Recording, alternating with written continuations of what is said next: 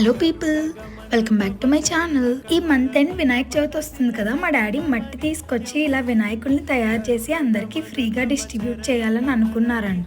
Almost 1 month నుంచే preparations అయితే start చేశారు. మట్టి తీసుకొచ్చి దాన్ని అంతా మిక్స్ చేసి రెడీగా పెట్టారు. ఇప్పుడైతే బొమ్మల్ని తయారు చేస్తున్నారు. కొన్ని డేస్ ముందే బొమ్మలు తయారు చేయడం అయిపోవాలి కదా, ఎందుకంటే ఆ మట్టి అంతా ఆరాలి కదా.